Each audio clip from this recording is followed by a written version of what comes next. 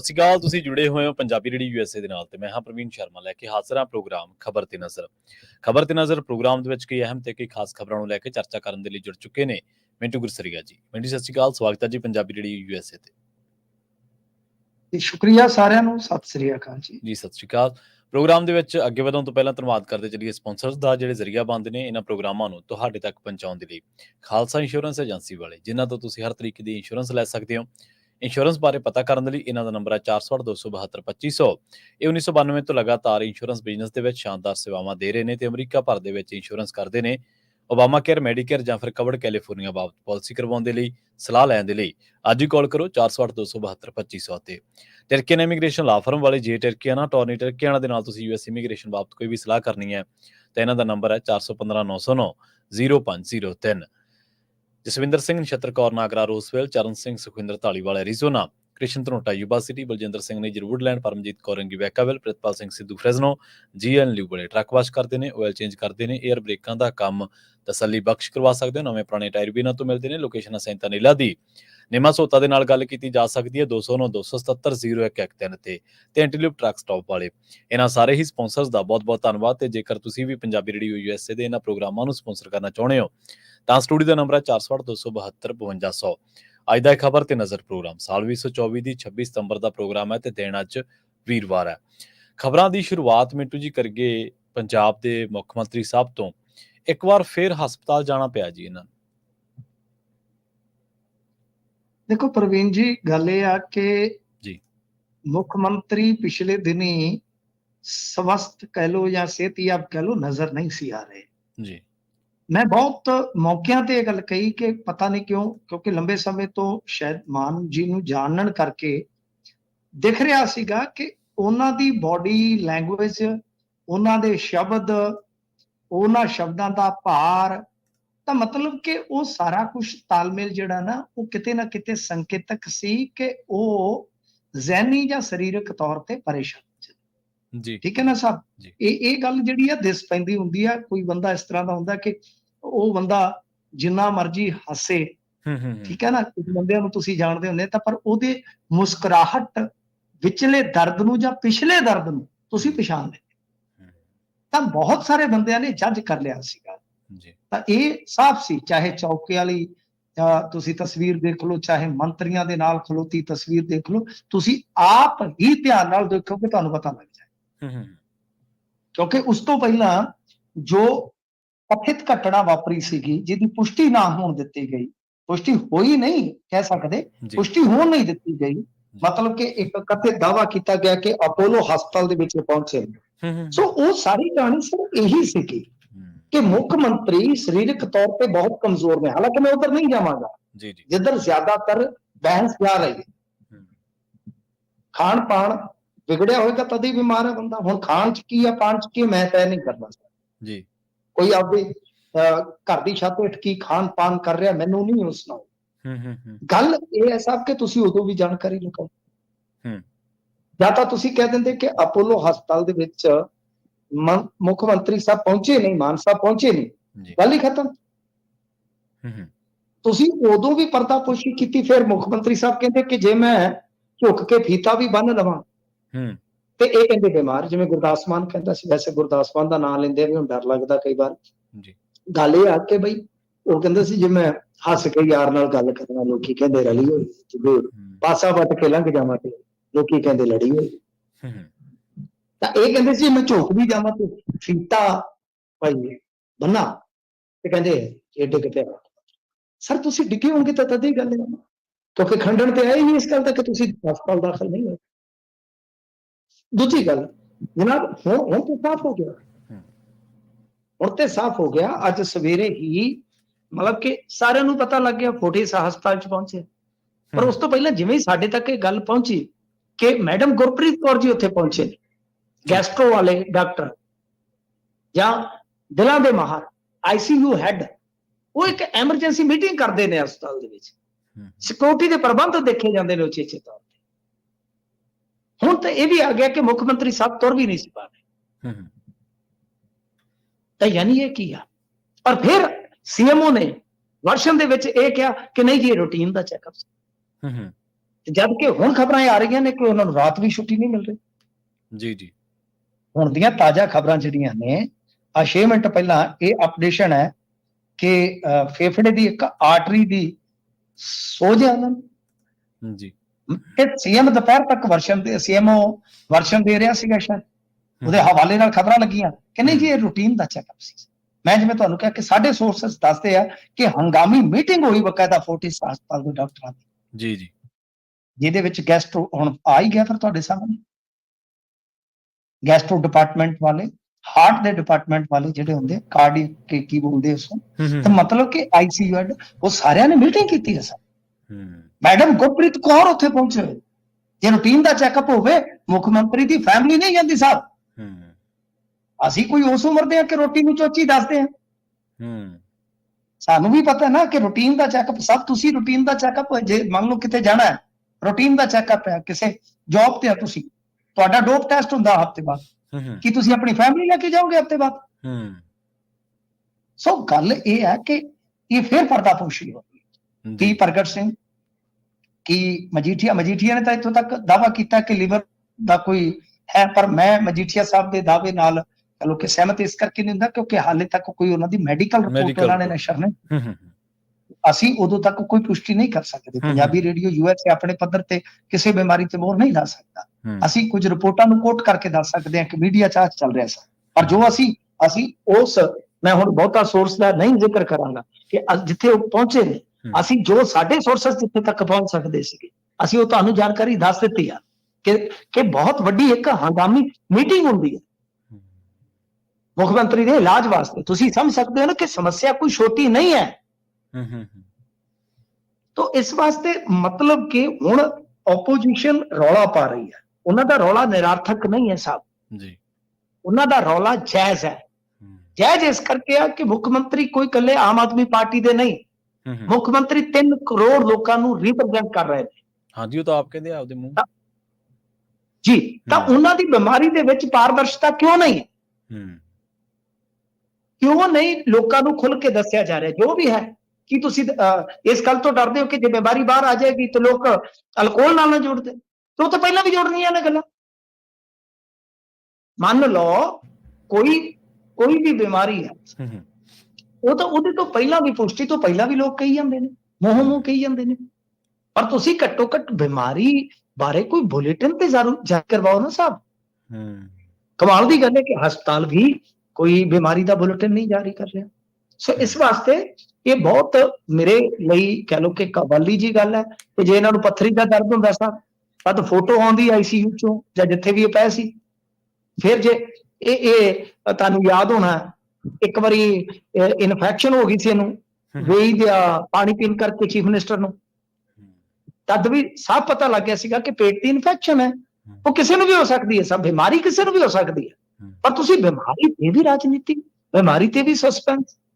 ਸੋ ਇਸ ਕਰਕੇ ਗੱਲ ਇਹ ਹੈ ਜਨਾਬ ਕਿ ਹਾਲੇ ਤੱਕ ਇਹ ਪੁਸ਼ਟੀ ਨਹੀਂ ਕਰ ਰਹੇ, ਮੀਡੀਆ ਦੇ ਵੱਖੋ ਵੱਖਰੇ ਦਾਅਵੇ ਆ, ਪਰ ਕੀ ਮੁੱਖ ਮੰਤਰੀ ਦੀ ਸਿਹਤ ਬਹੁਤ ਤੇਜ਼ੀ ਨਾਲ ਡਿੱਗ ਰਹੀ ਹੈ ਜੀ? ਦੂਜੀ, ਮੇਰੇ ਸੋਰਸ, ਹੋ ਸਕਦਾ ਗਲਤ ਹੋਵਾਂ ਮੈਂ, ਮੇਰੇ ਸੋਰਸ ਇਹ ਵੀ ਜਾਣਕਾਰੀ ਦੇ ਰਹੇ ਕਿ ਤੁਹਾਨੂੰ ਪਤਾ ਪ੍ਰਵੀਨ ਜੀ, ਤੁਸੀਂ ਲੰਮੇ ਸਮੇਂ ਤੋਂ ਮੇਰੇ ਨਾਲ ਹੋ ਕਿ ਮੇਰੇ ਸੋਰਸ ਕਿਹੜੇ ਹੋ ਸਕਦੇ ਆ, ਕਿਉਂਕਿ ਮੈਂ ਵਿਅਕਤੀਗਤ ਤੌਰ ਤੇ ਵਿਚਰਿਆ ਹੋਇਆ ਇਹਨਾਂ ਲੋਕਾਂ 'ਚ। ਮੇਰੇ ਸੋਰਸ ਇਹ ਦੱਸਦੇ ਆ ਕਿ ਮੁੱਖ ਮੰਤਰੀ ਦਬਾਅ ਦੇ ਵਿੱਚ ਵੀ ਹੈ। ਇਹ ਗੱਲ ਮੈਂ ਜ਼ਿੰਮੇਵਾਰੀ ਨਾਲ ਕਹਿ ਰਿਹਾ। ਆਪਾਂ ਚਰਚਾ ਕੀਤੀ ਸੀ ਪਿਛਲੇ ਦਿਨਾਂ ਦੇ ਵਿੱਚ। ਜੀ ਮੁੱਖ ਮੰਤਰੀ ਨਹੀਂ ਉਹ ਨਹੀਂ ਸਰ, ਮੁੱਖ ਮੰਤਰੀ ਮਤਲਬ ਕਿ ਮੈਂਟਲੀ ਜਿੱਦਾਂ ਕਹਿ ਲਈਏ ਇੱਕ ਦਬਾਅ 'ਚ ਹੈ। ਉਹ ਦਬਾਅ ਕੱਲਾ ਪੋਲੀਟੀਕਲੀ ਨਹੀਂ ਹੈ ਸਰ, ਉਹ ਦਬਾਅ ਪੋਲੀਟੀਕਲੀ ਨਹੀਂ ਹੈ ਕੱਲਾ, ਉਹ ਦਬਾਅ ਹੈ ਉਮੀਦਾਂ ਦਾ ਖਤਮ ਹੋ ਜਾਣਾ। ਤੁਹਾਡੀ ਅੰਤਰਾਤਮਾ ਤਾਂ ਹੁੰਦੀ ਹੈ ਨਾ ਸਰ, ਤੁਸੀਂ ਚਾਹੇ ਸਾਧ ਹੋ ਚਾਹੇ ਚੋਰ ਹੋ, ਤੁਸੀਂ ਪੋਲੀਟੀਸ਼ੀਅਨ ਹੋ ਚਾਹੇ ਪਾਇਲਟ ਹੋ, ਤੁਹਾਡੀ ਅੰਤਰਾਤਮਾ ਹੁੰਦੀ ਹੈ ਕਿ ਜ਼ਮੀਰ ਜਿਸ ਨੂੰ ਬੋਲਦੇ, ਤੁਸੀਂ ਉਹਦੇ ਤੋਂ ਭੱਜ ਕੇ ਦੂਰ ਨਹੀਂ ਜਾ ਸਕਦੇ। ਤੁਸੀਂ ਹੀਰੋ ਸੀ ਅੱਜ ਤੋਂ 2.5-3 ਸਾਲ ਪਹਿਲਾਂ, ਤੁਸੀਂ ਹੀਰੋ ਸੀ, ਤੁਸੀਂ ਸੱਤ ਤੇ ਖਲੋਂਦੇ ਸੀ ਤਾਂ ਕੱਲਾ ਪਿੰਡ ਨਹੀਂ, ਲਾਗੇ ਬੰਨੇ ਦੇ ਕਈ ਪਿੰਡ ਆ ਜਾਂਦੇ ਸੀਗੇ ਤੁਹਾਡੇ ਬਿਨਾਂ ਬੁਲਾਏ ਤੋਂ। ਤਾਂ ਉਹ ਜੋ ਗਵਰਨੈਂਸ ਦੇ ਵਿੱਚ ਹੋ ਰਿਹਾ ਸਰ, ਜੋ ਚੱਲ ਰਿਹਾ, ਮੁੱਖ ਮੰਤਰੀ ਉਸ ਗੱਲ ਨੂੰ ਲੈ ਕੇ ਵੀ ਕਹਿੰਦੇ ਨੇ ਕਿ ਅੰਡਰ ਪ੍ਰੈਸ਼ਰ ਨੇ ਇਸ ਵੇਲੇ। ਕਿ ਅਸੀਂ ਸਹੀ ਤਰੀਕੇ ਨਾਲ ਗਵਰਨ ਨਹੀਂ ਕਰ ਪਾ ਰਹੇ। ਉਹ ਗੱਲ ਹੁਣ ਖੁੱਲੇ ਰੂਪ 'ਚ ਤੇ ਨਹੀਂ ਆ ਸਕਦੀ ਸਰ। ਉਹ ਤਾਂ ਦਬਾਅ ਕੱਲਾ ਕੁਰਸੀ ਦੀ ਵਾਈਬ੍ਰੇਸ਼ਨ ਦਾ ਨਹੀਂ ਹੁੰਦਾ ਸਾਹਿਬ।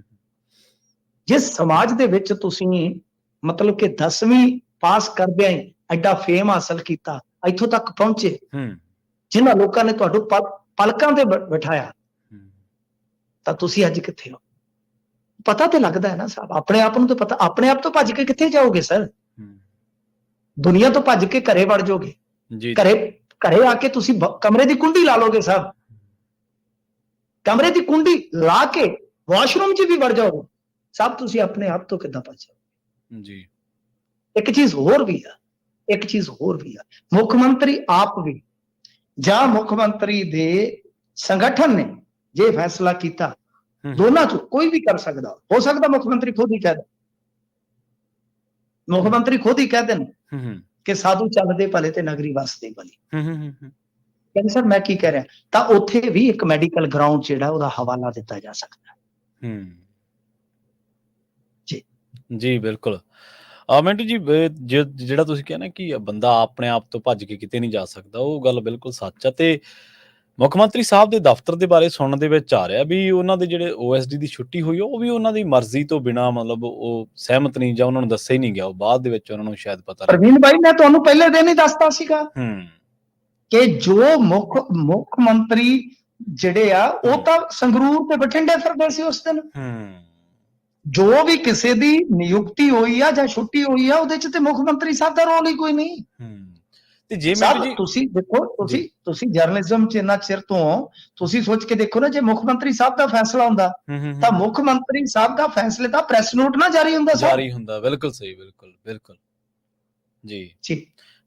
ਇਹੀ ਗੱਲ ਮੈਂ ਕਰ ਰਿਹਾ ਸੀ ਨਾ ਮਿੰਟੂ ਜੀ, ਜਦੋਂ ਤੁਹਾਡੇ ਦਫ਼ਤਰ ਦੇ ਵਿੱਚ ਜਿਹੜੀਆਂ ਚੀਜ਼ਾਂ ਵਾਪਰ ਰਹੀਆਂ ਉਹੀ ਤੁਹਾਡੇ ਵੱਸ ਦੇ ਵਿੱਚ ਨਹੀਂ ਰਹੀਆਂ, ਤਾਂ ਉਹਦਾ ਤੁਹਾਡੇ ਮਾਨਸਿਕ ਸਿਹਤ ਜਾਂ ਕਿਸੇ ਵੀ ਤਰ੍ਹਾਂ ਦੇ ਉੱਤੇ, ਮੈਂਟਲੀ ਕਹਿ ਲਓ, ਉਹਦਾ ਚੀਜ਼ ਅਸਰ ਦਿਖਾਈ ਦੇਣ ਹੀ ਲੱਗਦਾ। ਔਰ ਇਹ ਗੱਲ ਵੈਸੇ ਵੀ ਪੰਜਾਬ ਦੇ ਵਿੱਚ ਤਾਂ ਅੱਜ ਕੱਲ੍ਹ ਸੁਣੀ ਜਾ ਰਹੀ ਹੈ ਵੀ ਮੁੱਖ ਮੰਤਰੀ ਸਾਹਿਬ ਦਾ ਜਿਹੜਾ ਦਫ਼ਤਰ ਹੈ, ਉੱਥੇ ਵੀ ਜਿਹੜਾ ਉਹਨਾਂ ਦਾ ਅਧਿਕਾਰ ਖੇਤਰ ਬਹੁਤ ਹੱਦ ਤੱਕ ਸੀਮਤ ਹੈ। ਕੁਰਸੀ ਦੀ ਵਾਈਬ੍ਰੇਸ਼ਨ, ਤੁਸੀਂ ਇੱਕ ਵਾਜਬ ਤੇ ਢੁਕਵਾਂ ਸ਼ਬਦ ਵਰਤਿਆ ਇਸ ਮਾਮਲੇ ਦੇ ਵਿੱਚ। ਜੀ। ਅਗਲੀ ਖਬਰ ਦੇ ਵੱਲ ਵਧ ਗਿਆ ਆਪਾਂ। ਇੱਕ ਬੜੀ ਅਹਿਮ ਖਬਰ ਹੈ ਜਿਹਦੀ ਚਰਚਾ ਕਾਫੀ ਹੋ ਰਹੀ ਹੈ ਮਿੰਟੂ ਜੀ। ਦਿਲਜੀਤ ਦੀ ਫਿਲਮ ਆਈ ਹੈ ਭਾਈ ਜਸਵੰਤ ਸਿੰਘ ਖਾਲੜਾ ਜੀ ਤੇ ਉਸ ਫਿਲਮ ਤੇ ਜਿਹੜੇ ਕੱਟ ਆ, ਉਹਨਾਂ ਦੀ ਗਿਣਤੀ ਕਹਿੰਦੇ ਹੋਰ ਵੀ ਵਧਾਤੀ ਜੀ। ਦੇਖੋ, ਅੱਗੇ 80 ਕੇ 85 ਕੱਟ ਸੀਗੇ,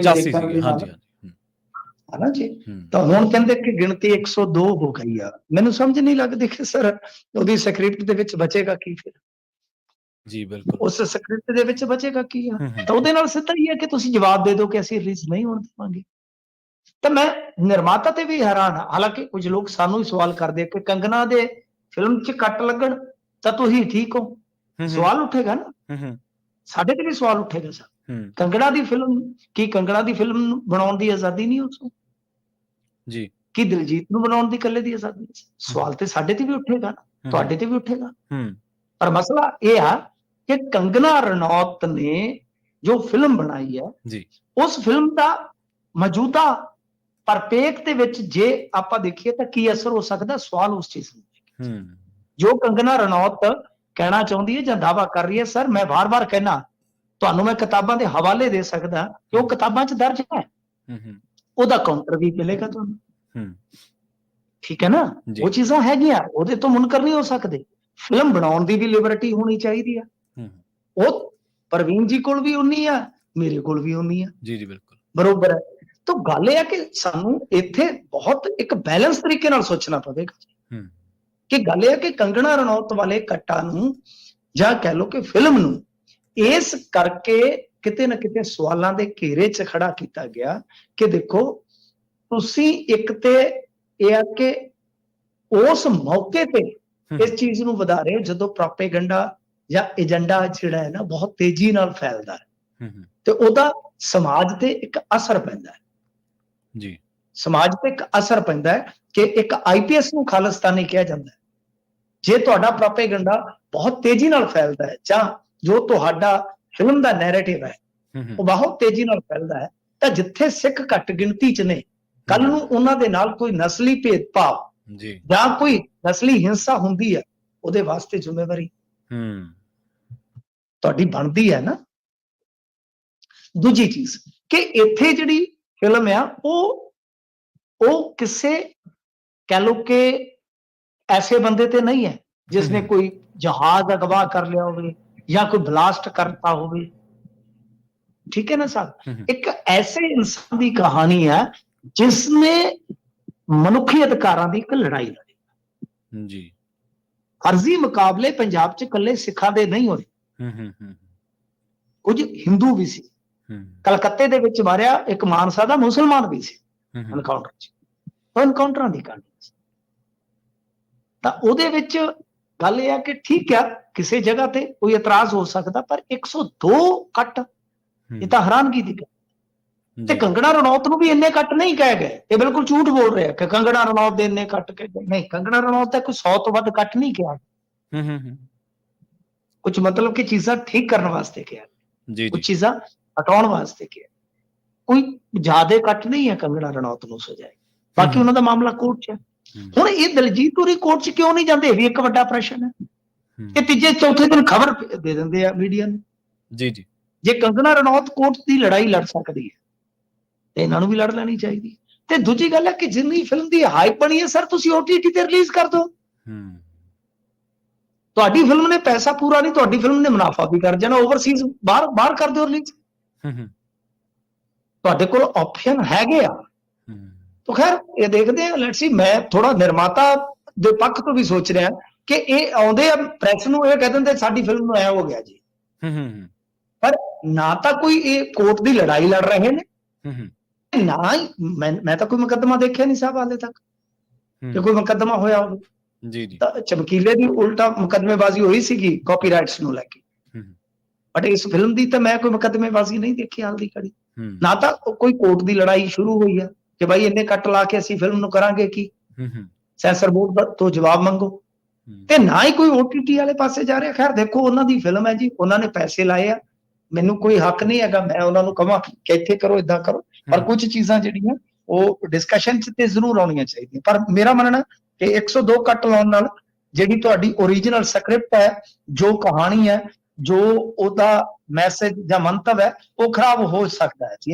ਇੰਨੇ ਕੱਟਾਂ ਦੇ ਨਾਲ ਫਿਲਮ ਖਰਾਬ ਹੋ ਸਕਦੀ, ਕਿਉਂਕਿ 1-2-2.5 ਘੰਟਿਆਂ ਦੀ ਫਿਲਮ ਦੇ ਵਿੱਚ ਸਾਰੇ ਕੁੱਲ ਮਿਲਾ ਕੇ 70-75 ਤਾਂ ਸੀਨ ਹੁੰਦੇ ਆ ਜੇ ਵੱਡੇ ਸੀਨ ਦੇਖੀਏ ਤਾਂ। ਜੀ ਬਿਲਕੁਲ। ਤੇ ਪੰਜਾਬ ਦੇ ਲੱਖਾਂ ਮੁਲਾਜ਼ਮਾਂ ਤੇ ਪੈਨਸ਼ਨਰਾਂ ਦੇ ਲਈ ਕੋਈ ਵੱਡੀ ਖੁਸ਼ਖਬਰੀ ਹੈ ਮਿੰਟੂ ਜੀ? ਗੱਲ ਇਹ ਹੈ ਕਿ ਜਿਹੜੀ ਇਹ ਖੁਸ਼ਖਬਰੀ ਹੈ ਇਹ ਵਧੀਆ ਗੱਲ ਆ, ਕਿਉਂਕਿ ਦੇਖੋ ਹੁੰਦਾ ਕੀ ਹੈ ਕਿ ਇੱਕ ਮੌਕਾ ਸੀਗਾ, ਹਾਈ ਕੋਰਟ ਨੂੰ ਮੁਲਾਜ਼ਮਾਂ ਨੇ ਜਾ ਕੇ ਦੱਸਿਆ ਸੀਗਾ ਕਿ ਜੁਲਾਈ 21 ਦੇ ਵਿੱਚ ਪੰਜਾਬ ਸਰਕਾਰ ਨੇ 6ਵੇਂ ਤਨਖਾਹ ਕਮਿਸ਼ਨ ਨੂੰ ਲਾਗੂ ਕਰਨ ਲਈ ਨੋਟੀਫਿਕੇਸ਼ਨ ਜਾਰੀ ਕੀਤਾ ਸੀ, ਜਿਸ ਕਰਕੇ ਜ਼ਿਆਦਾਤਰ ਮੁਲਾਜ਼ਮਾਂ ਦੀਆਂ ਤਨਖਾਹਾਂ ਉਲਟਾ ਘਟ ਗਈਆਂ। ਇਸ ਤੋਂ ਬਾਅਦ ਜਦੋਂ ਸੰਘਰਸ਼ ਹੋਇਆ ਤੇ ਸਰਕਾਰ ਤਨਖਾਹ ਕਮਿਸ਼ਨ ਵਿੱਚ ਸੋਧ ਕਰਕੇ 21 ਵਿੱਚ ਨੋਟੀਫਿਕੇਸ਼ਨ ਜਾਰੀ ਕਰ ਦਿੱਤਾ।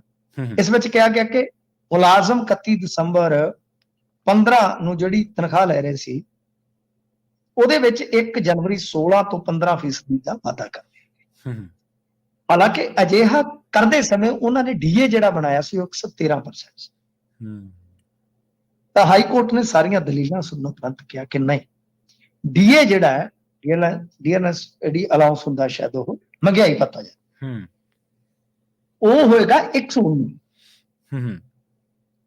ਤੇ ਜਦੋਂ ਪੇ ਕਮਿਸ਼ਨ ਲਾਗੂ ਕਰਨ ਦੀ ਗੱਲ ਆਈ ਤਾਂ 1 ਜਨਵਰੀ 2016 ਤੋਂ ਇਹ DA ਜਿਹੜਾ 113% ਮੰਨਿਆ ਗਿਆ, ਇਸ ਨੂੰ ਵਧਾ ਦਿੱਤਾ ਗਿਆ। ਇਹਦਾ ਮਤਲਬ ਕਿ ਜਿਹੜੇ ਮੁਲਾਜ਼ਮ ਨੇ ਉਹ 119% ਦੀ। ਹੁਣ ਮੁਲਾਜ਼ਮਾਂ ਨੂੰ ਸਰ ਵੱਡੀ ਰਾਹਤ ਹੈ, ਪਰ ਸਰਕਾਰ ਵਾਸਤੇ ਹੁਣ ਸੱਪ ਦੇ ਮੂੰਹ 'ਚ ਕੋੜ ਕਿਰਲੀ ਵਾਲਾ ਸਾਬ। ਕਿਉਂ? ਕਿਉਂਕਿ ਜੇ ਮੁਲਾਜ਼ਮਾਂ ਦੇ ਉਲਟ ਉਹ ਜਾਂਦੇ ਆ ਕਿਸੇ ਹੋਰ ਬੈਂਚ ਕੋਲ ਜਾਂ ਸੁਪਰੀਮ ਕੋਰਟ, ਤਾਂ ਮੁਲਾਜ਼ਮ ਵਰਗ ਇਹਨਾਂ ਨੂੰ ਬਹੁਤ ਬੁਰੀ ਤਰ੍ਹਾਂ ਰੋਲੇਗਾ। ਤੇ ਜੇ ਇਸ ਫੈਸਲੇ ਨੂੰ ਲਾਗੂ ਕਰਦੇ ਸਰ, ਇਹਨਾਂ ਨੂੰ 20,000 ਕਰੋੜ ਚਾਹੀਦਾ। ਜੀ ਅੰਦਾਜ਼ਾ 20,000 ਕਰੋੜ। ਤਾਂ ਓਕੇ, ਮਰੀ ਕਿਉਂ? ਸਾਹ ਨਹੀਂ ਆਇਆ।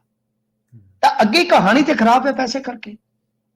ਸੋ ਇਸ ਵਾਸਤੇ ਸਰਕਾਰ ਦੇ ਮੂੰਹ 'ਚ ਕੋੜ ਕਿਰਲੀ ਵਾਲਾ ਤਾਂ ਸੱਪ ਦੇ ਮੂੰਹ 'ਚ, ਜਿੱਦਾਂ ਆਪਾਂ ਕਹਿੰਦੇ ਆ ਕਿ ਉਹ ਮੂੰਹ 'ਚ ਕੋੜ ਕਿਰਲੀ ਵਾਲਾ ਮਸਲਾ ਹੈ ਕਿ ਨਾ ਤਾਂ ਹੁਣ ਗਾਹ ਲਗਾਈ ਜਾ ਸਕਦੀ ਹੈ ਤੇ ਨਾ ਛੱਡੀ ਜਾ ਸਕਦੀ ਹੈ ਸਰ। ਜੀ ਬਿਲਕੁਲ। ਤੇ ਹਾਈ ਕੋਰਟ ਵੱਲੋਂ ਜਿਹੜਾ ਲੈਂਡ ਐਕੁਜੀਸ਼ਨ ਮਾਮਲਾ ਹੈ ਜਿਹੜਾ, ਉਸ ਮਾਮਲੇ ਦੇ ਵਿੱਚ ਸਖਤ ਹੁਕਮ ਜਾਰੀ ਹੋਏ ਨੇ ਜੀ? ਦੇਖੋ, ਇਹਦੇ ਵਿੱਚ ਸਾਫ਼-ਸਾਫ਼ ਹਾਈ ਕੋਰਟ ਨੇ ਕਹਿ ਦਿੱਤਾ ਕਿ ਜਿਹੜਾ ਜ਼ਮੀਨ ਗ੍ਰਹਿਣ ਵਾਲਾ ਮਾਮਲਾ ਹੈ, ਉਹਦੇ 'ਚ NHAI ਨੂੰ 15 ਅਕਤੂਬਰ ਤੱਕ ਜੀ ਤੁਸੀਂ ਬਈ ਸਾਰੇ ਕਬਜ਼ੇ ਜਿਹੜੇ ਆ ਲੈ ਕੇ ਦੇ। ਠੀਕ ਹੈ, ਪੰਜਾਬ ਠੀਕ ਹੈ ਜੀ। ਸਰਕਾਰ। ਹਾਂ ਜੀ, ਪੰਜਾਬ ਸਰਕਾਰ ਨੂੰ ਕਹਿ ਦਿੱਤਾ, ਪੰਜਾਬ ਸਰਕਾਰ ਨੂੰ ਕਹਿ ਦਿੱਤਾ, ਜਾਂ ਕਹਿ ਲਓ ਪ੍ਰਸ਼ਾਸਨ ਨੂੰ ਕਹਿ ਦਿੱਤਾ, ਜੀ ਜੀ ਕਿਉਂਕਿ ਉਹਦੇ ਵਿੱਚ DGP ਤੇ SSP ਜਿਹੜੇ ਹੁੰਦੇ ਆ, ਉਹ ਤੈਅ ਕਰ ਦਿੱਤੇ ਜਾਂਦੇ ਕਿ ਤੁਸੀਂ ਜ਼ਿੰਮੇਵਾਰ ਹੋਗੇ ਸਰ।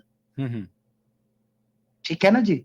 ਤਾਂ ਮਤਲਬ ਕਿ ਇਹ ਮਾਮਲਾ ਚਲਦਿਆਂ ਹਾਈ ਕੋਰਟ ਗਿਆ ਸੀਗਾ। ਆਪਾਂ ਬਥੇਰੀ ਵਾਰ ਇਹਦੇ ਤੇ ਗੱਲ ਕੀਤੀ ਆ ਕਿ ਕੁਝ ਥਾਵਾਂ ਤੇ ਦੇਖੋ ਕਿਸਾਨ ਸਹੀ ਨੇ, ਕੁਝ ਥਾਵਾਂ ਤੇ ਯੂਨੀਅਨਾਂ ਦੇ ਬੰਦੇ ਜਿਹੜੇ ਆ ਉਹ ਜਾ ਕੇ ਕਹਿ ਲਓ ਕਿ ਆਪ ਦਾ ਕੀਚੀ ਡੰਡਾ ਵੀ ਵਸਾ ਦਿੰਦੇ ਆ। ਦੋਏ ਗੱਲਾਂ ਨੇ।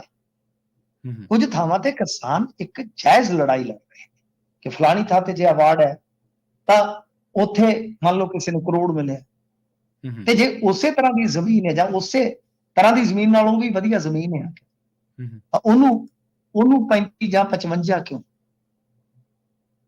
ਇਸ ਕਰਕੇ ਕਿਤੇ ਝੋਲ ਵੀ ਹੈ ਤੇ ਕਿਤੇ ਮੈਂ ਜਿਵੇਂ ਤੁਹਾਨੂੰ ਦੱਸਿਆ ਕਿ ਇਹ ਮਾਮਲਾ ਜਿਹੜਾ ਹੈ ਉਹ ਫਿਰ ਆ ਕੇ ਤੇ ਬਈ ਜਿਵੇਂ ਆਪਾਂ ਕਹਿ ਲਈਏ ਨਾ ਕਿ ਇੱਕ ਅੜਿੱਕਾ ਡਾਉਣ ਵਾਲਾ ਇਹ ਵੀ ਬਣ ਜਾਂਦਾ ਕੁਝ ਥਾਵਾਂ ਤੇ।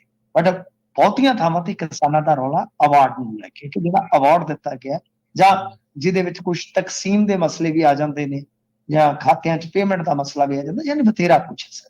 ਫਿਰ ਉਹਦੇ ਵਿੱਚ ਅੱਗੇ ਜਾ ਕੇ ਕੀ ਹੈ ਕਿ ਪਾਣੀ ਦੇ ਨਿਕਾਸੀ ਨੂੰ ਵੀ ਆਪਾਂ ਲੈ ਕੇ ਦੇਖੀਏ ਤਾਂ ਪਾਤੜਾਂ ਦੇ ਵਿੱਚ ਕੀ ਹੋਇਆ ਸੀਗਾ ਪਿਛਲੇ ਸਾਲ, ਕਿਉਂਕਿ ਜਿਹੜਾ ਇਹ ਪ੍ਰੋਜੈਕਟ ਸੀਗਾ ਸੜਕੀ ਪ੍ਰੋਜੈਕਟ, ਉਹਦੀ ਨਿਕਾਸੀ ਠੀਕ ਢੰਗ ਨਾਲ ਨਹੀਂ ਸੀ। ਫਿਰ ਕਿਸੇ ਦੀ ਮੰਨ ਲਓ ਮੋਟਰ ਇੱਕ ਪਾਸੇ ਰਹਿ ਗਈ ਤਾਂ ਦੂਸਰੇ ਪਾਸੇ ਕਨੈਕਸ਼ਨ ਦੇਣ ਦਾ ਵੀ ਪ੍ਰਬੰਧ ਹੋਣਾ ਚਾਹੀਦਾ, ਜਿਹਦੀ ਜ਼ਮੀਨ ਟੁਕੜਿਆਂ 'ਚ ਵੰਡੀ ਜੀ। ਮਤਲਬ ਕਿ ਇਸ ਤਰ੍ਹਾਂ ਦੀਆਂ ਕਈ ਲਟਕਵੀਆਂ ਸਮੱਸਿਆਵਾਂ ਨੇ, ਪਰ ਉਹਨਾਂ ਸਾਰੀਆਂ ਨੂੰ ਕਹਿ ਲਓ ਕਿ ਸੁਪਰੀਮ ਕੋਰਟ ਜਾਂ ਹਾਈ ਕੋਰਟ ਉਹ ਕਦੋਂ ਐਡਰੈਸ ਕਰਦਾ ਹੈ, ਕੀ ਕਰਦਾ, ਉਹ ਤਾਂ ਬਾਅਦ ਦੀ ਗੱਲ ਹੈ। ਪਰ ਉਹਨਾਂ ਨੇ ਇੱਕ ਵਾਰੀ ਉੱਕਾ ਪੁੱਕਾ ਇਹ ਕਹਿ ਦਿੱਤਾ ਕਿ ਤੁਸੀਂ ਇਹਨਾਂ ਨੂੰ ਸਾਰੀ ਜ਼ਮੀਨ ਜਿਹੜੀ ਐਕਵਾਇਰ ਕੀਤੀ ਆ ਉਹ ਸਾਰੀ ਦੀ ਸਾਰੀ ਜ਼ਮੀਨ ਛੁਡਾ ਕੇ 15 ਅਕਤੂਬਰ ਤੱਕ ਹਵਾਲੇ। ਜੀ ਜੀ ਬਿਲਕੁਲ। ਤੇ ਪਟਿਆਲਾ ਯੂਨੀਵਰਸਿਟੀ ਦਾ ਇੱਕ ਵਿਵਾਦ ਹੋਰ ਭਖ ਗਿਆ ਮਿੰਟੂ ਜੀ। ਦੇਖੋ, ਪਟਿਆਲਾ ਲਾਅ ਯੂਨੀਵਰਸਿਟੀ ਦਾ ਇਹ ਮਸਲਾ ਹੈ। Basically Rajiv Gandhi national law university ਹੈ ਜਿਹੜੀ, ਇਹਦੇ ਵਿੱਚ VC ਕਿਤੇ ਗਰਲਜ਼ ਹੋਸਟਲ ਦੇ ਵਿੱਚ ਅਚਾਨਕ ਚੈਕਿੰਗ ਵਾਸਤੇ ਗਏ ਸੀਗੇ ਤੇ ਚੈਕਿੰਗ ਤੋਂ ਬਾਅਦ ਜੋ ਬੱਚੀਆਂ ਦਾ ਦੋਸ਼ ਹੈ, ਵਿਦਿਆਰਥਣਾਂ ਦਾ ਦੋਸ਼ ਹੈ, ਉਹ ਇਹ ਆ ਕਿ VC ਨੇ ਉਹਨਾਂ ਦੇ ਕੱਪੜਿਆਂ ਇਤਿਆਦਿਕਾਂ ਤੇ ਕਹਿ ਲਓ ਕਿ ਟਿੱਪਣੀਆਂ ਕੀਤੀਆਂ ਜਿਹੜੀਆਂ ਗੈਰ ਹਾਂਜੀ। ਤਾਂ ਗੱਲ ਇਹ ਹੈ ਕਿ ਹੁਣ ਉਹ ਮਾਮਲਾ ਵੱਧਦਾ ਅੱਜ 5ਵੇਂ ਦਿਨ ਪ੍ਰੋਟੈਸਟ ਜਿਹੜਾ ਹੈ ਉਹ ਜਾਰੀ ਰਹਿੰਦਾ ਹੈ। ਫਿਰ ਇਸ ਤੋਂ ਇਲਾਵਾ ਪ੍ਰਿਯੰਕਾ ਗਾਂਧੀ, ਸ਼ਸ਼ੀ ਥਰੂਰ, ਇਹ ਸਾਰੇ ਜਿਹੜੇ ਲੀਡਰ ਨੇ, ਵੱਡੇ ਲੀਡਰ ਨੇ, ਇਹ ਵੀ ਇਸ ਸਾਰੀ ਲੜਾਈ 'ਚ ਖੁਦ ਪਏ। ਹੁਣ VC ਨੇ ਅੱਜ ਬਿਆਨ ਜਾਰੀ ਕੀਤਾ ਕਿ ਸਾਡੇ ਘਰ ਦੇ ਵਿੱਚ ਕੁਝ ਦਿੱਕਤਾਂ ਅਸੀਂ ਦੂਰ ਕਰ ਲਵਾਂਗੇ, ਅਸੀਂ ਇਸ ਮਸਲੇ ਤੇ ਕਮੇਟੀ ਬਣਾ ਦਿੱਤੀ ਆ, ਤੇ ਯਾਨੀ ਉਹਨਾਂ ਨੇ ਸਫਾਈ ਦਿੱਤੀ ਹੈ ਇੱਕ ਤਰ੍ਹਾਂ ਨਾਲ। ਪਰ ਇਹ ਮਸਲਾ ਮਹਿਲਾ ਕਮਿਸ਼ਨ ਤੱਕ ਵੀ ਪਹੁੰਚ ਗਿਆ। ਕਮੇਟੀ ਦੇ ਕੁਝ ਜਿਹੜੇ ਸੀਗੇ ਅਹੁਦੇਦਾਰ ਜੋ ਕੰਮ ਕਰ ਰਹੇ, ਉਹਨਾਂ ਚੋਂ ਕਿਸੇ ਨੇ ਸ਼ਾਇਦ ਅੱਜ ਅਸਤੀਫਾ ਵੀ ਦਿੱਤਾ। ਯਾਨੀ ਕੁੱਲ ਮਿਲਾ ਕੇ ਇਹ ਮਾਮਲਾ ਜਿਹੜਾ ਭਖਦਾ ਹੀ ਜਾ ਰਿਹਾ ਹੈ। ਤਾਂ ਗੱਲ ਇਹ ਆ ਕਿ ਹੁਣ CM ਸਾਹਿਬ ਤਾਂ ਜਿਵੇਂ ਮੈਂ ਤੁਹਾਨੂੰ ਕੱਲ ਵੀ ਦੱਸਿਆ ਸੀਗਾ ਕਿ ਬਾਈ ਚੌਲਾਂ ਦਾ ਮਸਲਾ ਜਿਹੜਾ ਉਹਨੂੰ ਲੈ ਕੇ ਬੇਸ਼ੱਕ ਕੱਲ ਮੀਟਿੰਗ ਇਹਨਾਂ ਨੇ ਕੀਤੀ ਆ, ਪਰ ਹਾਲੇ ਵੀ ਆੜਤੀਆਂ ਦਾ ਰੇੜਕਾ ਜਿਹੜਾ ਉਹ ਪੂਰੀ ਤਰ੍ਹਾਂ ਨਿਬੜਿਆ ਨਹੀਂ ਹੈ। ਸ਼ੈਲਰ ਮਾਲਕਾਂ ਨਾਲ ਚਲੋ ਕੁਝ ਸਹਿਮਤੀ ਬਣੀ ਆ, ਇਹ ਵਧੀਆ ਗੱਲ ਨੂੰ ਗੁੱਡਿਆ, ਪਰ ਕੁਝ ਥਾਵਾਂ ਤੇ ਹੁਣ ਦੇਖੋ ਜਿੱਦਾਂ ਕਹਿ ਲਈਏ ਕਿ ਰੋਲ ਰਹਿੰਦਾ ਹੈ, ਮੁੱਖ ਮੰਤਰੀ ਦਾ ਰੋਲ ਰਹਿੰਦਾ ਹੈ, ਜਾਂ ਕਹਿ ਲਓ ਕਿ ਮੁੱਖ ਮੰਤਰੀ ਦੀ ਜਗ੍ਹਾ ਤੇ ਹੋਰ ਹੋਵੇ ਉਹਦਾ ਰੋਲ ਰਹਿੰਦਾ।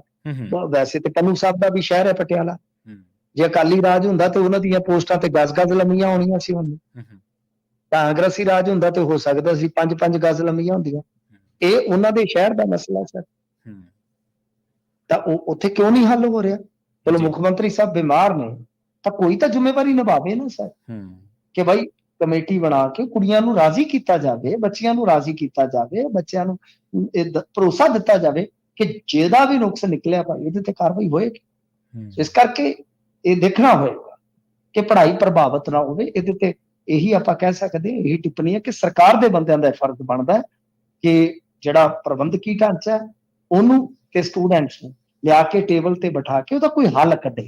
ਜੇ ਕੋਈ ਕਿਸੇ ਦਾ ਕਸੂਰ ਨਿਕਲਦਾ ਉਹਦੇ ਤੇ ਮਹਿਕਮੇ ਦੀ ਕਾਰਵਾਈ ਜਿਹੜੀ ਆ ਉਹ ਆਰੰਭ ਕਰ ਦਿਓ। ਜੀ, ਤੇ ਮੋਗਾ ਦੀ ਔਰਤ ਦੇ ਨਾਲ ਕਰੋੜ ਤੋਂ ਵੱਧ ਦੀ ਠੱਗੀ ਵੱਜ ਗਈ ਮਿੰਟੂ ਜੀ। ਦੇਖੋ, ਇਸ ਬੀਬੀ ਦਾ ਘਰ ਵਾਲਾ ਗੁਜ਼ਰ ਗਿਆ ਸੀਗਾ, ਇਹਨਾਂ ਦੇ ਸ਼ੇਅਰ ਸੀ ਤੇ ਸ਼ੇਅਰਾਂ ਦੀ ਇਹ ਨੋਮਨੀ ਸੀਗੇ। ਸ਼ੇਅਰ ਬਾਜ਼ਾਰ ਦੇ ਵਿੱਚ ਸਰ ਪੈਸਾ ਲਾਉਣ ਵਾਸਤੇ ਇੱਕ ਡੀਮੈਟ ਅਕਾਊਂਟ ਬਣਦਾ ਹੁੰਦਾ ਹੈ ਤੇ ਬਹੁਤ ਤਗੜਾ ਪ੍ਰੋਸੀਜਰ ਹੁੰਦਾ ਹੈ। ਬਹੁਤ ਆਮ ਬੰਦੇ ਤੋਂ ਡੀਮੈਟ ਅਕਾਊਂਟ ਵੀ ਨਹੀਂ ਬਣਦੇ।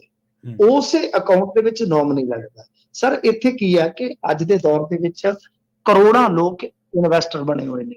ਯਾਨੀ ਜੇ ਦੇਖੀਏ ਤਾਂ ਸਾਲ 1.5 ਸਾਲ ਦੇ ਵਿੱਚ ਬਈ ਬਹੁਤ ਤਾਦਾਦ ਹੈ, ਕਿਉਂਕਿ ਬੈਂਕਾਂ ਦਾ ਇੰਟਰਸਟ ਸਾਡੇ ਉਰੇ ਘੱਟ ਆ, ਜਦ ਕਿ ਇਸ ਦੇ ਮੁਕਾਬਲੇ ਸ਼ੇਅਰ ਬਾਜ਼ਾਰ ਦੇ ਵਿੱਚ ਸਾਡਾ ਰਿਟਰਨ ਜਿਹੜਾ ਬਹੁਤ ਅੱਛਾ ਹੈ, ਕਿਉਂਕਿ ਇੰਡੀਆ ਦੇ ਵਿੱਚ ਗਰੋਥ ਹੈ ਇਕਨੋਮੀ ਦੀ। ਤਾਂ ਬਹੁਤ ਸਾਰੇ ਤੁਹਾਡੇ ਫੰਡਸ ਜਿਹੜੇ ਆ ਨਾ ਇੱਥੇ US ਦੇ ਜਾਂ ਕੈਨੇਡਾ ਦੇ, ਉਹ ਵੀ ਲੱਗੇ ਹੋਏ ਨੇ ਸਰ ਬੌਂਡਸ ਦੇ ਵਿੱਚ, ਜਿਵੇਂ ਸੋਸ਼ਲ ਵੈਲਫੇਅਰ ਦੇ ਨਾਲ ਜੁੜੇ ਹੁੰਦੇ ਆ ਨਾ, ਜਿਵੇਂ ਇੱਧਰ ਪੈਨਸ਼ਨਾਂ ਵਗੈਰਾ ਜਿੱਦਾਂ ਦਿੰਦੇ ਨੇ ਜਾਂ ਹੋਰ ਇਸ ਤਰ੍ਹਾਂ ਦੀਆਂ ਵੈਲਫੇਅਰ ਸਕੀਮਾਂ ਹੁੰਦੀਆਂ ਨੇ, ਤਾਂ ਉਹਦੇ ਫੰਡਸ ਵੀ ਲੱਗੇ ਹੁੰਦੇ। ਕਦੇ ਗੌਰ ਨਾਲ ਚੈੱਕ ਕਰ ਲਿਓ, ਸਟੋਰੀ ਬਣ ਜਾਏਗੀ ਤੁਹਾਡੀ। ਤਾਂ ਖੈਰ ਗੱਲ ਇਹ ਆ ਕਿ ਉਹ ਸਾਰਾ ਕੁਝ ਜਿਹੜਾ ਹੈ ਨਾ ਉਹ ਇੱਥੇ ਰਿਟਰਨ ਦਿੰਦਾ। ਹੁਣ ਜਿੱਥੋਂ ਰਿਟਰਨ ਆਏਗਾ, ਜਿਵੇਂ ਹੁਣ ਮੰਨ ਲਓ ਕੋਈ ਬੰਦਾ ਮੇਰੇ ਵਰਗਾ ਸਧਾਰਨ ਕਿ ਯਾਰ ਚਲੋ 5 ਦਾ ਮੈਂ ਆਪ ਸਵਾਦ ਦੇਖ ਲੈਣਾ। ਤੁਹਾਨੂੰ ਪਤਾ ਚੰਨੀ ਸਾਹਿਬ ਵਾਂਗੂ ਆਪਾਂ ਕੰਮ ਤੇ ਕੋਈ ਛੱਡਦੇ ਨਹੀਂ, ਸਾਰੇ ਕੰਮ ਕੀਤੇ। ਹਾਂ, ਮੈਂ ਚਲੇ ਜਾਣਾ ਸ਼ੇਅਰ ਬਾਜ਼ਾਰ 'ਚ ਵੀ ਚਲੇ ਜਾਣਾ ਸਰ। ਮੈਂ ਸਮਝਿਆ ਤਾਂ ਕੋਈ ਮਾੜੀ ਗੱਲ ਨਹੀਂ। ਮੈਂ ਕੁਝ ਕੁ ਹਜ਼ਾਰ ਤੱਕ ਦੀ ਇਨਵੈਸਟ ਕਰਦਾ, ਮੈਂ ਰਿਟਰਨ ਵੀ ਲਿਆ। ਆ ਥੋੜੇ ਦਿਨ ਪਹਿਲਾਂ ਮੈਨੂੰ ਲੋੜ ਪਈ ਸੀ, ਮੈਂ ਵਿਡਰੋ ਮਾਰਿਆ, ਚਲੋ ਲਿਆ ਮੈਂ 13-14%। ਪਰ ਪੈਸੇ ਮੇਰੇ ਕੋਲ ਥੋੜੇ ਗਰੀਬ ਕੋਲ। ਤੁਸੀਂ ਲਾ ਸਕਦੇ ਹੋ, ਤੁਸੀਂ ਚੰਗੇ ਲਾਉਣੇ ਹੋਣ ਤਾਂ ਮੌਕਾ। ਚਲੋ ਖੈਰ ਗੱਲ ਇਹ ਆ ਮੇਰੇ ਕੋਲ ਤਾਂ ਥੋੜੇ ਸੀ। ਹਾਂਜੀ, ਮੇਰੇ ਕੋਲ ਤਾਂ ਥੋੜੇ ਸੀ ਪ੍ਰਵੀਨ ਭਾਈ, ਮੈਂ ਲਾਏ, ਮੈਨੂੰ ਜ਼ਰੂਰਤ ਪਈ, ਐਮਰਜੈਂਸੀ ਵਿਡਰੋ ਕੀਤੇ ਪੈਸੇ। ਠੀਕ ਹੈ, ਆਪਾਂ ਬਾਹਰ ਆ ਗਏ, ਚਲੋ ਰਿਟਰਨ ਮਿਲ ਗਿਆ, ਐਵੇਂ ਕਵਾਂ ਮੈਂ। ਹੁਣ ਗੱਲ ਇਹ ਹੈ ਕਿ ਇਸ ਬੀਬੀ ਨਾਲ ਜੋ ਵਾਪਰਿਆ, ਮੈਂ ਇਹ ਸਮਝਾਉਣਾ ਵੀ ਚਾਹੂੰਗਾ ਕਿ ਪੈਸਾ ਲਾਉਣਾ ਕੋਈ ਮਾੜੀ ਗੱਲ ਨਹੀਂ ਹੈ, ਪਰ ਤੁਸੀਂ ਇੱਕ ਦੁਨੀਆ ਦੇ ਹਾਲਾਤ ਦੇਖੋ ਕਿ ਕੱਲ ਨੂੰ ਕੋਈ ਐਸਾ ਵੈਸਾ ਵਾਪਰ ਗਿਆ, ਕੋਈ ਇੰਡਨ ਬਰਗਰ ਆ ਗਿਆ, ਕੋਈ ਰਸ਼ੀਆ ਯੂਕਰੇਨ ਚ ਕੰਮ ਧਮਾਕਾ ਹੋ ਗਿਆ ਵੱਡਾ, ਹਨਾ, ਤਾਂ ਬਸ ਉਹ ਉਦੋਂ ਭੱਜਣ ਨੂੰ ਰਾਹ ਨਹੀਂ ਲੱਭਦਾ। ਇਹ ਚੀਜ਼ਾਂ ਮਤਲਬ ਕਿ ਤੁਸੀਂ ਪਹਿਲਾਂ ਹੀ ਸੋਚ ਕੇ ਚਲੋ। ਤਾਂ ਖੈਰ ਗੱਲ ਇਹ ਹੈ ਕਿ ਇੱਥੇ ਹੁਣ ਅੰਨ੍ਹੇਵਾਹ ਪੈਸਾ ਲਾ ਰਹੇ ਨੇ ਲੋਕ।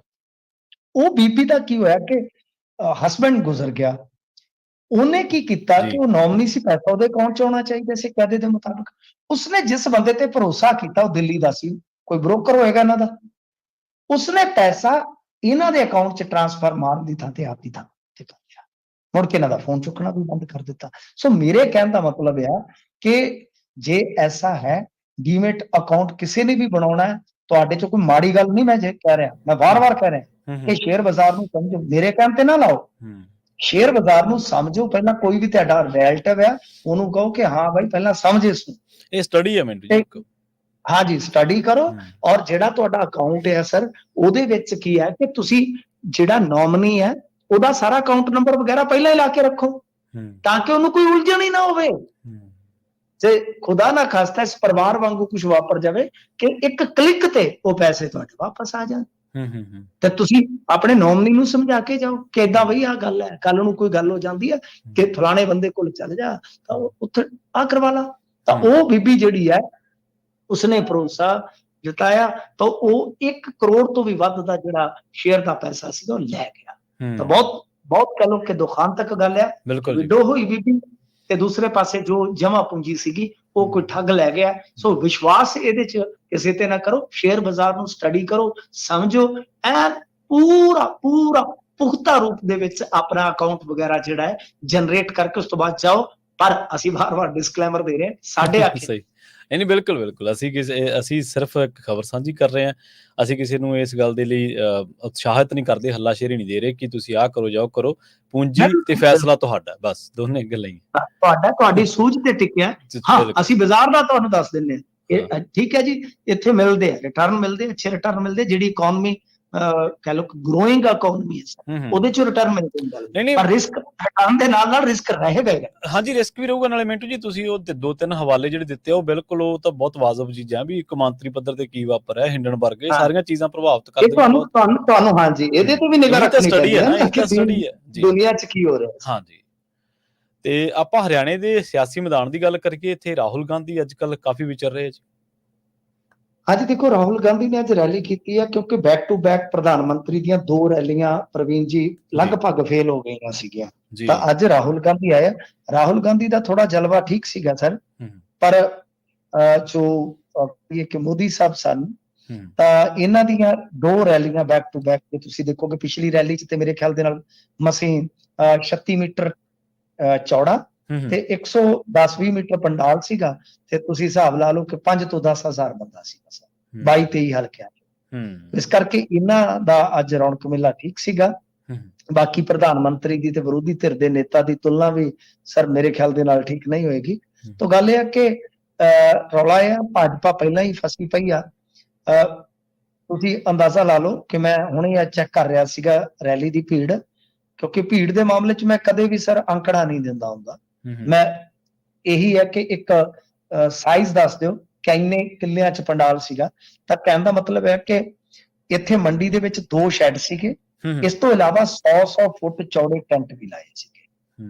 ਠੀਕ ਹੈ ਜੀ, ਮੰਡੀ ਦੇ ਵਿੱਚ ਤਾਂ ਆੜਤਾਂ ਦੀਆਂ ਦੁਕਾਨਾਂ ਦੇ ਅੱਗੇ ਖੜ ਕੇ ਵੀ ਲੋਕ ਸੁਣਦੇ ਸੀਗੇ, ਯਾਨੀ ਮੰਡੀ ਹੀ ਪੂਰੀ ਭਰੀ ਹੋਈ ਸੀ ਪਰਵਾਲਾ, ਕਪਾਹ ਮੰਡੀ ਜਿਸ ਨੂੰ ਆਪਾਂ ਕਹਿ ਦਿੰਦੇ ਹਾਂ। ਤਾਂ ਗੱਲ ਇਹ ਹੈ ਕਿ ਭੀੜ ਦੇ ਅੱਗੇ ਉਹ ਥਾਂ ਸਾਰਾ ਜਿਹੜਾ ਛੋਟਾ ਪੈਂਦਾ ਨਜ਼ਰ ਆਇਆ। ਤਾਂ ਤੁਸੀਂ ਸਮਝ ਹੀ ਸਕਦੇ ਹੋ ਨਾ ਸਰ ਕਿ ਕਿਸ ਤਰ੍ਹਾਂ ਦਾ ਜਲਵਾ ਹੈ। ਮੈਂ ਜਿਵੇਂ ਕਿਹਾ ਕਿ ਅਸੀਂ ਅੰਕੜਿਆਂ ਚ ਨਹੀਂ ਜਾਂਦੇ, ਸਾਡੀ ਟੀਮ ਨਹੀਂ ਜਾਂਦੀ ਕਿ ਉੱਥੇ ਲੱਖ ਬੰਦਾ ਜੀ 2 ਲੱਖ ਹੈ, ਅਸੀਂ ਏਦਾਂ ਦੀ ਗੱਲ ਕਦੇ ਨਹੀਂ ਕਹਿੰਦੇ। ਤਾਂ ਗੱਲ ਇਹ ਹੈ ਕਿ ਅਸੀਂ ਤੁਹਾਨੂੰ ਇੱਕ ਮੋਟਾ ਅੰਦਾਜ਼ਾ ਦਿੰਦੇ ਹਾਂ, ਇੰਨੀ ਜਗ੍ਹਾ ਦੇ ਵਿੱਚ ਭੀੜ ਸੀ। ਸੋ ਲਿਹਾਜ਼ਾ ਖੈਰ ਆਪਾਂ ਮੁੱਖ ਦੀ ਗੱਲ ਕਰੀਏ ਜੀ ਪ੍ਰਵੀਨ ਜੀ, ਕਿ ਖੱਟਰ ਤੇ ਕੰਗਣਾ ਰਣੌਤ, ਨਾਇਬ ਸੈਣੀ, ਇਹ ਕੁਝ ਜਿਹੜੇ ਵਿਜ ਸਾਹਿਬ, ਇਹ 4-5 ਬੰਦੇ ਧਾਰ ਚੁੱਕੇ ਨੇ ਸਰ ਕਿ ਅਸੀਂ ਭਾਜਪਾ ਨੂੰ ਅੱਗੇ ਨਹੀਂ ਜਾਣ ਦੇਣਾ। ਉਹ ਕੰਗਣਾ ਰਣੌਤ ਤੋਂ ਤੇ ਮਾਫੀ ਮੰਗਾਈ ਆ ਭਾਜਪਾ ਨੇ, ਤੇ ਅੱਜ ਖੱਟਰ ਨੇ ਫੇਰ ਕਿਸਾਨਾਂ ਵਾਲੀ ਗੱਲ ਛੇੜ ਲਈ। ਹੁਣ ਇੱਥੇ ਤੁਹਾਨੂੰ ਫਸਾ ਰਿਹਾ ਰਾਹੁਲ ਗਾਂਧੀ। ਰਾਹੁਲ ਗਾਂਧੀ ਕੀ ਕਰ ਰਿਹਾ ਸਰ? ਉਹ ਕਹਿੰਦਾ ਕਿ ਆਉਣ ਦਿਓ ਮੈਨੂੰ, ਸਾਡੀ ਸਰਕਾਰ ਆਉਣ ਦਿਓ, ਕਿਸਾਨਾਂ ਨੂੰ ਆਹ ਕਰਾਂਗੇ। ਉਹ ਕਹਿੰਦੇ ਕਿ ਬੈਰੀਅਰ ਉਧਰ ਨਹੀਂ ਖੁੱਲ ਜਾਣੇ ਨੇ, MSP ਅਸੀਂ ਤੁਹਾਨੂੰ ਕਿਹਾ ਹੋਇਆ। ਉਹ ਪਹਿਲਵਾਨਾਂ ਦੀ ਹਰਾਸਮੈਂਟ ਦਾ ਮੁੱਦਾ ਚੁੱਕ ਰਿਹਾ, ਅਗਨੀਵੀਰ ਦਾ ਮੁੱਦਾ ਚੁੱਕ ਰਿਹਾ। ਤੇ ਇਹ ਕੀ ਕਰ ਰਿਹਾ? ਇਹ ਖੱਟਰ ਹੋਰੀ ਕਹਿੰਦੇ ਕਿ ਇਹ ਜਿਹੜੇ ਇੱਥੇ ਬੈਠੇ ਸ਼ੰਭੂ ਤੇ ਕਿਸਾਨ ਹੀ ਨਹੀਂ, ਇਹ ਲਾਲ ਕਿਲੇ ਤੇ ਗਏ ਸੀਗੇ, ਪੰਜਾਬ ਦਾ ਕਿਸਾਨ ਤੇ ਐਂ ਕਰਦਾ ਉਹ ਕਰਦਾ। ਮਤਲਬ ਇਹ ਆ ਕਿ ਖੱਟਰ ਨੇ ਤੇ ਏਦਾਂ ਧਾਰ ਲਈ ਆ ਕਿ ਤੁਸੀਂ ਮੈਨੂੰ ਮੁੱਖ ਮੰਤਰੀ ਦੇ ਅਹੁਦੇ ਤੋਂ ਲਾਇਆ ਸੀ, ਮੈਂ ਤੁਹਾਨੂੰ ਸਰਕਾਰ ਤੋਂ ਹੀ ਲਾ ਦੇ। ਜੀ ਜੀ ਮਿੰਟੂ ਜੀ, ਇਹਨਾਂ ਖਾਸ ਖਬਰਾਂ ਤੇ ਖਾਸ ਜਾਣਕਾਰੀਆਂ ਦੇ ਲਈ ਤੁਹਾਡਾ ਬਹੁਤ ਬਹੁਤ ਧੰਨਵਾਦ ਜੀ। ਸ਼ੁਕਰੀਆ ਜੀ। ਪ੍ਰੋਗਰਾਮ ਖਬਰ ਤੇ ਨਜ਼ਰ ਦੇ ਪਹਿਲੇ ਹਿੱਸੇ ਦੇ ਵਿੱਚ ਆਪਣੇ ਨਾਲ ਜੁੜੇ ਸਨ ਮਿੰਟੂ ਗੁਰਸਰੀਆ ਜੀ, ਜਿਨ੍ਹਾਂ ਦੇ ਨਾਲ ਆਪਾਂ ਕਈ ਅਹਿਮ ਖਬਰਾਂ ਨੂੰ ਲੈ ਕੇ ਚਰਚਾ ਕੀਤੀ ਹੈ। ਵੇਲਾ ਹੋ ਗਿਆ ਇੱਕ ਬ੍ਰੇਕ ਦੇ ਲਈ ਰੁਕਣ ਦਾ, ਜਲਦ ਵਾਪਸੀ ਕਰਾਂਗੇ ਇੱਕ ਬ੍ਰੇਕ ਤੋਂ ਬਾਅਦ ਜਿਹੜੀਆਂ ਖਬਰਾਂ ਨੂੰ ਲੈ ਕੇ ਚਰਚਾ ਕਰਾਂਗੇ।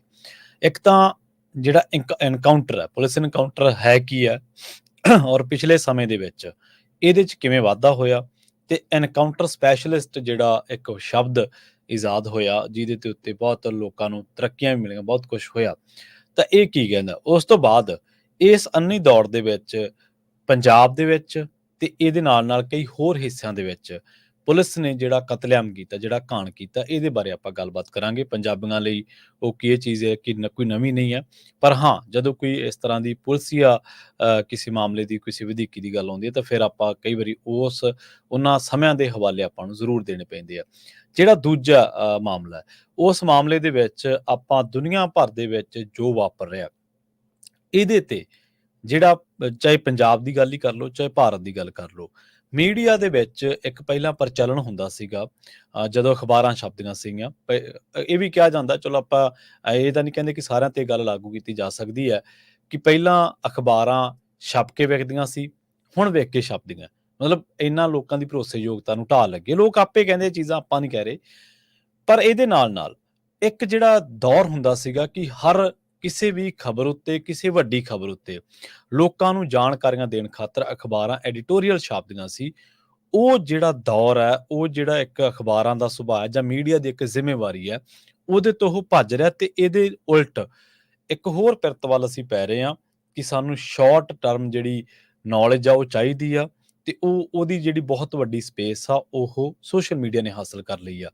ਤੇ ਜਦੋਂ ਸੋਸ਼ਲ ਮੀਡੀਆ ਨੇ ਹਾਸਲ ਕਰ ਲਈ ਆ, ਫਿਰ ਚੰਦ ਮਿੰਟਾਂ ਦੇ ਵਿੱਚ, ਚੰਦ ਸਕਿੰਟਾਂ ਦੇ ਵਿੱਚ ਕਿਸੇ ਵੀ ਬੰਦੇ ਬਾਰੇ ਉਹਦਾ ਬਿਨਾਂ ਪਿਛੋਕੜ ਜਾਣੇ, ਬਿਨਾਂ ਉਹਦੇ ਪਿਛਲੇ ਕੰਮਕਾਰ ਦੀ ਸਮੀਖਿਆ ਕੀਤੇ, ਉਹਨੂੰ ਤੁਸੀਂ ਕੋਈ ਵੀ ਟੈਗ ਲਾ ਦਿੰਦੇ ਆ। ਸੋ ਇਹਨਾਂ ਦੋਨਾਂ ਮਾਮਲਿਆਂ ਨੂੰ ਲੈ ਕੇ ਆਪਾਂ ਗੱਲਬਾਤ ਕਰਾਂਗੇ। ਤੁਸੀਂ ਜੁੜੇ ਰਹੋ ਪੰਜਾਬੀ ਰੇਡੀਓ ਇਸੇ ਦੇ ਨਾਲ। ਕਈ ਇਹਦੇ ਵਿੱਚ ਅਹਿਮ ਹਵਾਲੇ ਨੇ, ਬਹੁਤ ਮੋਟੀਵੇਸ਼ਨਲ ਚੀਜ਼ਾਂ ਵੀ ਆਪਾਂ ਤੁਹਾਡੇ ਨਾਲ ਡਿਸਕਸ ਕਰਾਂਗੇ ਇਹਨਾਂ ਦੋਨਾਂ ਵਿਸ਼ਿਆਂ ਦੇ ਦਰਮਿਆਨ। ਜੁੜੇ ਰਹੋ ਪੰਜਾਬੀ ਰੇਡੀਓ ਇਸੇ ਦੇ ਨਾਲ। ਜਲਦ ਵਾਪਸੀ ਇੱਕ ਸ਼ਾਰਟ ਬ੍ਰੇਕ ਤੋਂ ਬਾਅਦ।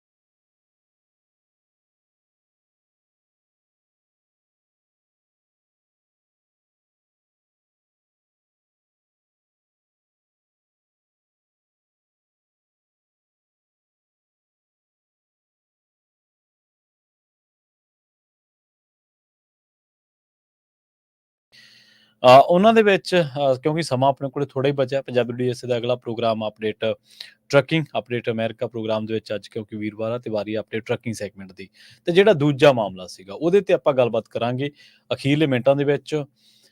ਅੱਜ ਇੱਕ ਮੁਲਕ ਕਰਕੇ, ਇਜ਼ਰਾਈਲ ਕਰਕੇ ਦੁਨੀਆ ਦੇ ਵਿੱਚ 2 ਖਿੱਤਿਆਂ ਤੋਂ ਆਬਾਦੀ ਉਜੜ ਰਹੀ ਹੈ, ਬੈਰੂਤ ਦੇ ਵਿੱਚ, ਲਿਬਨਾਨ ਦੇ ਵਿੱਚ ਤੇ ਦੂਜੇ ਪਾਸੇ ਫਿਲਿਸਤੀਨ ਦੇ ਵਿੱਚ। ਪੰਜਾਬੀ ਰੇਡੀਓ ਯੂਐਸਏ ਤੇ ਤੁਸੀਂ ਲੰਘੇ ਮਹੀਨਿਆਂ ਦੇ ਵਿੱਚ, ਕਿਉਂਕਿ 7 ਅਕਤੂਬਰ 2023 ਤੋਂ ਇਹ ਜੰਗ ਸ਼ੁਰੂ ਹੋਈ ਸੀਗੀ, ਉਦੋਂ ਤੋਂ ਆਪਾਂ ਚਾਹੇ ਉਹ ਹਸਪਤਾਲਾਂ ਤੇ ਅਟੈਕ ਕੀਤੇ ਹੋਣ ਜਿਨ੍ਹਾਂ ਦੇ ਵਿੱਚ ਮਰੀਜ਼ ਜਾਂ ਹੋਰ ਲੋਕ ਪ੍ਰਭਾਵਿਤ ਹੋਏ ਹੋਣ, ਚਾਹੇ ਉਹ ਰਾਹਤ ਕੈਂਪਾਂ ਜਿੱਥੇ ਕੋਈ ਸ਼ਰਨਾਰਥੀ ਜਿਹਦਾ ਘਰ ਉੱਜੜ ਗਿਆ ਤੇ ਉਸ ਤੋਂ ਬਾਅਦ ਉਹ ਵਿਚਾਰਾ ਤਰਪਾਲ ਦੇ ਉਹਦਾ ਪਰਿਵਾਰ ਤਰਪਾਲ ਦੇ ਟੈਂਟ ਦੇ ਥੱਲੇ ਬੈਠਾ, ਨਾ ਉਹਨਾਂ ਕੋਲੇ ਇਹ ਪਤਾ ਕਿ ਸਵੇਰੇ ਖਾ ਲਿਆ ਸ਼ਾਮ ਨੂੰ ਪਤਾ ਨਹੀਂ ਕੀ ਆਉਣਾ, ਨਾ ਉਹਨਾਂ ਕੋਲੇ ਕੋਈ ਹੋਰ ਸਹੂਲਤ ਹੈ। ਪਾਣੀ ਪੀਣ ਦੇ ਲਈ ਇੱਕ ਬਹੁਤ ਵੱਡੀ ਦਿੱਕਤ ਹੈ ਤੇ ਹੋਰ ਤਾਂ ਚੀਜ਼ਾਂ ਵੱਧਦੀਆਂ ਨੇ। ਉਹਨਾਂ ਤੇ ਬੰਬਾਰੀ ਕੀਤੀ ਗਈ ਤਾਂ ਆਪਾਂ ਉਦੋਂ ਵੀ ਪੰਜਾਬੀ ਡੀਐਸਏ ਦੇ ਸਮਾਜ ਤੋਂ ਇਸ ਚੀਜ਼ ਨੂੰ ਗਲਤ ਕਿਹਾ। ਦੇਖੋ, ਜੇਕਰ ਯੂਕਰੇਨ ਦੇ ਵਿੱਚ ਲੋਕਾਂ ਦੇ ਨਾਲ ਹੋ ਰਿਹਾ ਜਿਹੜਾ ਉਹ ਗਲਤ ਹੈ, ਤੇ ਫਿਰ ਫਿਲਿਸਤੀਨ ਦੇ ਵਿੱਚ ਤੇ ਬੈਰੂਤ ਦੇ ਵਿੱਚ, ਲਿਬਨਾਨ ਦੇ ਵਿੱਚ, ਇੱਥੇ ਇਹ ਵੀ ਆਪਾਂ ਗੱਲ ਦਾ ਜ਼ਿਕਰ ਕਰਨੇ ਕਦੇ ਨਹੀਂ ਭੁੱਲਦੇ ਕਿ ਇੱਥੇ ਇੱਕ ਧੜੇ ਜਿਹੜੇ ਨੇ ਉਹ ਹਥਿਆਰਬੰਦ ਸੰਘਰਸ਼ ਕਰ ਰਹੇ ਨੇ। ਬਹੁਤੇ ਲੋਕ ਉਹਨਾਂ ਨੂੰ ਕਸੂਰਵਾਰ ਮੰਨਦੇ ਨੇ ਕਿ ਉਹਨਾਂ ਦੇ ਕਰਕੇ ਸਭ ਕੁਝ ਹੋ ਰਿਹਾ, ਪਰ ਉਹਨਾਂ ਕਰਕੇ ਨਹੀਂ। ਉਹਨਾਂ ਲੋਕਾਂ ਦਾ ਇੱਕ ਇਹ ਵੀ ਤਰਕ ਹੈ ਕਿ ਸਾਡੀ ਜਿਹੜੀ ਧਰਤੀ ਹੈ ਉਹ ਖੋਹੀ ਜਾ ਰਹੀ ਹੈ ਲਗਾਤਾਰ, ਇਸ ਕਰਕੇ ਅਸੀਂ ਜੱਦੋ-ਜਹਿਦ ਕਰ ਰਹੇ ਹਾਂ। ਹੁਣ ਜੱਦੋ-ਜਹਿਦ ਕਰਨ ਦੇ ਤਰੀਕੇ 2 ਹੀ ਹੈ, ਜਾਂ ਤਾਂ ਜਿਹੜਾ ਰਾਹਤ ਕੈਂਪ ਬਣਾ ਕੇ ਤੇ ਹਸਪਤਾਲਾਂ ਦੇ ਵਿੱਚ ਜਾ ਕੇ ਤੇ ਉਹ ਇੱਕ ਆਸ ਰੱਖੋ ਕਿ ਹਾਲਾਤ ਸੁਧਰਨਗੇ, ਜਾਂ ਫਿਰ ਇਹਦੇ ਇੰਤਜ਼ਾਰ 'ਚ ਕਿ ਕਦੋਂ ਬੰਬ ਡਿੱਗੂਗਾ, ਤੇ ਜਾਂ ਫਿਰ ਤੁਸੀਂ ਉਸ ਤਰੀਕਾਕਾਰ ਦੇ ਨਾਲ ਆਉਣੇ ਹੋ। ਹਾਂ, ਆਪਾਂ ਇਹ ਵੀ ਗੱਲ ਕਹੀ ਹੈ ਹਮੇਸ਼ਾ ਕਿ ਜਿਹੜਾ ਹਮਾਸ ਨੇ ਲੋਕਾਂ ਨੂੰ ਅਗਵਾ ਕੀਤਾ, ਜੇ ਇਜ਼ਰਾਈਲ ਦੀ ਹਿੰਸਾ ਗਲਤ ਹੈ ਤਾਂ ਹਮਾਸ ਵੱਲੋਂ ਵੀ ਜਿਹੜਾ ਕੀਤਾ ਗਿਆ ਉਹ ਸਹੀ ਨਹੀਂ ਹੈ। ਇਸ ਤਰ੍ਹਾਂ ਹਿਜ਼ਬੁੱਲਾ ਨੇ ਵੀ ਕਈ ਹਿੰਸਕ ਵਾਰਦਾਤਾਂ ਨੂੰ ਅੰਜਾਮ ਦਿੱਤਾ। ਤਾਂ ਉਹ ਜਿਹੜਾ ਸਾਰਾ ਖਿੱਤਾ ਹੈ, ਚਾਹੇ ਉਹ ਆਈਐਸਆਈਐਸ ਨੇ ਲੋਕਾਂ ਦਾ ਕਤਲੇਆਮ ਕੀਤਾ ਹੋਵੇ, ਚਾਹੇ ਉਹ ਅਫਗਾਨਿਸਤਾਨ ਦੇ ਇਲਾਕੇ ਹੋਣ, ਚਾਹੇ ਉਹ ਇਰਾਕ ਦੇ, ਸੀਰੀਆ ਦੇ, ਚਾਹੇ ਉਹ ਚੀਨ ਦੇ ਇਲਾਕੇ ਹੋਣ, ਚਾਹੇ ਉਹ ਚੀਨ ਦੇ ਵਿੱਚ ਉਇਗਰ ਮੁਸਲਮਾਨਾਂ ਦਾ ਮਾਮਲਾ ਹੋਵੇ, ਚਾਹੇ ਉਹ ਬਰਮਾ ਮਿਆਂਮਾਰ ਦੇ ਵਿੱਚ ਜਿਹੜੇ ਰੋਹਿੰਗਿਆ ਸ਼ਰਨਾਰਥੀ ਆ ਉਹਨਾਂ ਦਾ ਮਾਮਲਾ ਹੋਵੇ, ਤੇ ਚਾਹੇ ਭਾਰਤ ਦੇ ਵਿੱਚ ਘੱਟ ਗਿਣਤੀਆਂ ਮੁਸਲਮਾਨ ਭਾਈਚਾਰਾ ਜਾਂ ਈਸਾਈ ਜਾਂ ਸਿੱਖ ਜੀ ਕਿਸੇ ਦੀ ਵੀ ਗੱਲ ਹੋਵੇ, ਆਪਾਂ ਹਮੇਸ਼ਾ ਇਹ ਗੱਲ ਕਹੀ ਹੈ।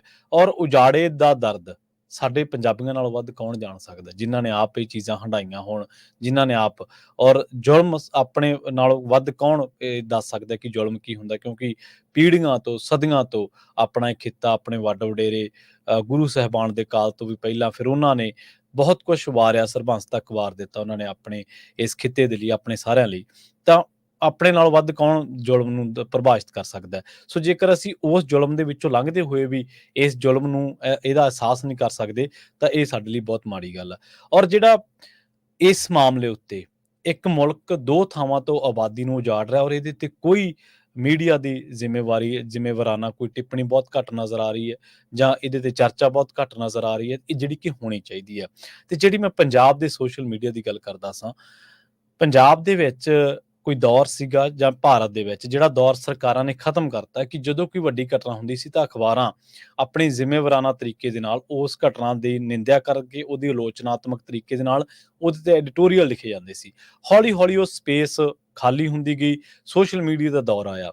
ਨੋ ਡਾਊਟ ਇਸ ਦੌਰ ਦੇ ਵਿੱਚ ਲੋਕਾਂ ਨੇ ਬਹੁਤ ਕੁਝ ਹਾਸਲ ਕੀਤਾ, ਲੋਕ ਇੱਕ ਪ੍ਰੈਸ਼ਰ ਗਰੁੱਪ ਵਾਂਗੂ ਵੀ ਕੰਮ ਕਰਨ ਲੱਗੇ, ਤੇ ਲੋਕਾਂ ਨੇ ਸੋਸ਼ਲ ਮੀਡੀਆ ਦੇ ਰਾਹੀਂ ਸਰਕਾਰ ਤੇ ਦਬਾਅ ਵੀ ਪਾਏ। ਇਸ ਕਰਕੇ ਸਰਕਾਰਾਂ ਨੂੰ ਵੀ ਲੱਗਿਆ ਕਿ ਜੇਕਰ ਸੋਸ਼ਲ ਮੀਡੀਆ ਤੇ ਆਪਾਂ ਇਹ ਚੀਜ਼ਾਂ ਨਾ ਕੀਤੀਆਂ ਤਾਂ ਸ਼ਾਇਦ ਸਾਡੇ ਲਈ ਘਾਤਕ ਹੋ ਜਾਊਗਾ। ਫਿਰ ਸਰਕਾਰਾਂ ਲੋਕਾਂ ਨਾਲੋਂ ਵੀ ਦੁੱਗਣੇ ਤਿੱਗਣੇ ਜ਼ੋਰ ਸ਼ੋਰ ਦੇ ਨਾਲ ਇਸ ਸੋਸ਼ਲ ਮੀਡੀਆ ਮੰਚਾਂ ਤੇ ਉਤਰੀਆਂ, ਉਹਨਾਂ ਨੇ ਟਰੋਲ ਆਰਮੀਜ਼ ਬਣਾਈਆਂ।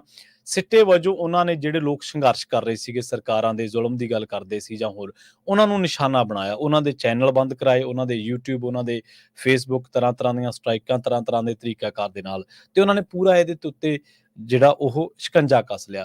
ਹੁਣ ਇਹਦੇ ਰਾਹੀਂ ਆਪਾਂ ਤਾਂ ਗੱਲ ਕਰ ਰਹੇ ਸੀ ਹੱਕ ਸੱਚ ਦੀ, ਆਪਾਂ ਤਾਂ ਗੱਲ ਕਰ ਰਹੇ ਸੀ ਸਾਰਿਆਂ ਦੇ ਹੱਕ ਹਕੂਕਾਂ ਦੀ, ਪਰ ਇਸੇ ਦਰਮਿਆਨ ਸਾਡੇ 'ਚ ਵੰਡੀਆਂ ਪੈ ਗਈਆਂ।